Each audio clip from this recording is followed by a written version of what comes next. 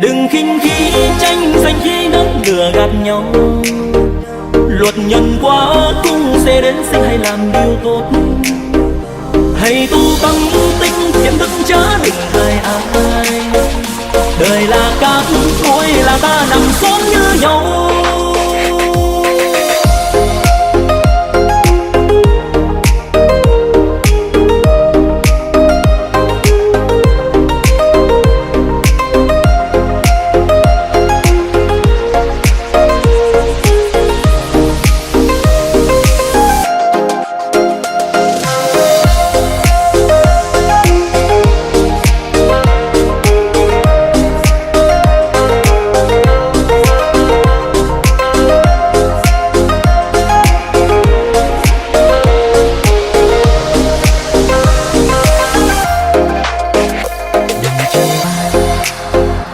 Cười ai, đời là thế đó, lúc thân tàn chẳng ai ngờ ngàng.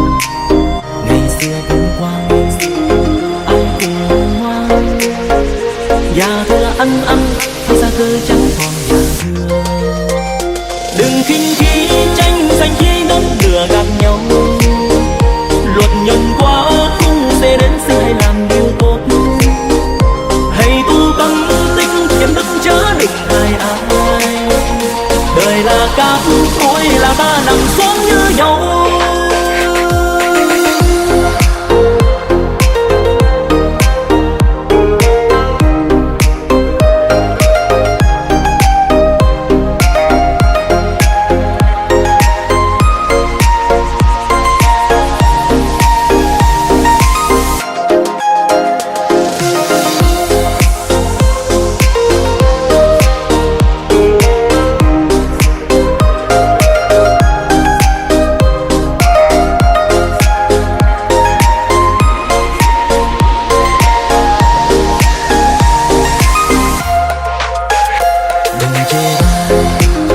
Hãy cười ai, đời là thế đó, lúc thân tàn chẳng ai ngó ngàng.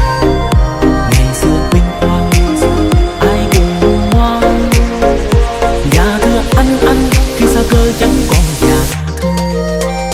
Đừng khinh khí tranh giành khi nắng lừa gạt nhau. Luật nhân quả cũng sẽ đến sinh, hay làm điều tốt, hãy tu tâm tinh thiện đức chớ đừng hại ai. Đời là cát cuối là ta nằm xuống như nhau. Đừng khinh khí tranh giành chi đến lừa gạt nhau. Luật nhân quả cũng sẽ đến sinh, hay làm điều tốt, hãy tu tâm tinh thiện đức chớ đừng hại ai. Đời là cát cuối là ta nằm xuống như nhau. Đừng khinh khí tranh giành khi nắng lừa gạt nhau. Luật nhân quả cũng sẽ đến sinh, hay làm điều tốt, hãy tu tâm tinh thiện đức chớ đừng hại ai. Đời là cát cuối là ta nằm xuống như nhau. Đời là cát cuối là ta nằm xuống như nhau.